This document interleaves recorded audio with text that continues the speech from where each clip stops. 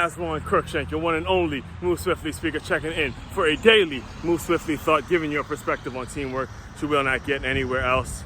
Let's get into this recent A.J. Brown situation. You know, I didn't see this live. It's actually something that popped up on my feed yesterday. So recording this January 15th, 2025. And last playoff game, the Philadelphia Eagles, who did they play? Can't remember who they played at the moment.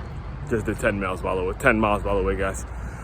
So give me some grace here. Catching my breath. But apparently the Philadelphia Eagles were playing, again, I can't remember the name of the team at the moment. It's escaping me. Might come back to me as I record. But A.J. Brown, wide receiver for the Philadelphia Eagles, apparently was he was caught. The cameras caught him reading a book during the middle of the game. Right, caught him reading a book during the middle of the game. And listen, I get it. I get the way it may look live, and I get, someone should be focusing on the game. NFL player, you're playing a playoff game, and of all places, you're in Philly, and you're A.J. Brown. There's been a lot of controversy going on this year about you and Jalen Hurts and how that's working and all that kind of stuff.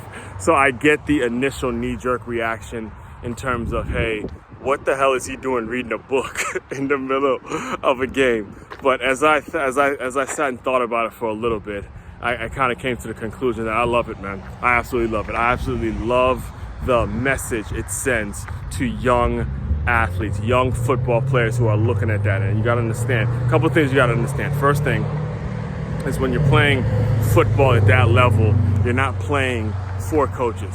You're not playing necessarily for fans. You're not even playing for owners. You're not even playing for an organization in particular, because the NFL, another term for the NFL, stands for not for long, right? So the people that the rent is basically, I've heard it said like this: coaches and players in the NFL are for rent. There's only really just one owner, and that's the people who control the money. But the players and the coaches, they're there on a temporary basis. It's not permanent when it comes to where they are in the NFL. Things change by the day. They change daily, unless you're the actual owner and you control the money, right? So A.J. Brown is playing for the young people who are looking up to him, for the kids who want to be the next A.J. Brown, for the millions and millions of young kids that want to make it to the NFL.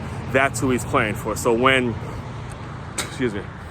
he's caught reading a book during a game, I get the way it may look initially, but when you listen to some of his teammates talk about it, and you listen and you actually point in on the name of the book, and it's actually a self-development book, I actually love it, because the message it sends to young football players is, hey, reading is part of life. Reading is something that is essential. Reading is something that you do for your mind. It's not necessarily just about training your body to get to the NFL, because that you have to be very fortunate in regards to, making it in terms of your height and weight and your overall athletic ability, your natural athletic ability. But it's also about training your mind. It's also about training your mind to go through difficult situations. And apparently what happened was he was struggling or something like that, or he was going through something during the game, and instead of him, getting too excited, he uses what normally calms him down, which is a book, the book that he refers to, books I refer to all the time. Sometimes when I'm going through some things, I'll pick up a passage or pick something up on my phone and read it, just to calm myself down, to reaffirm certain things that can be difficult in adverse situations. So all in all, I love that he did it, and I think it's important that the takeaway and the message that comes from this is, hey, young athletes, young football players, young receivers in particular that want to make it to the NFL, take A.J. Brown as an example and look how he trains his mind, look how he makes sure he reads books, and his reading level, I'm not sure what his reading levels are or anything like that, but he's taking the reading aspect of life very, very seriously, and that is something that we have to take away. That's something that personally I'm proud of him for doing. So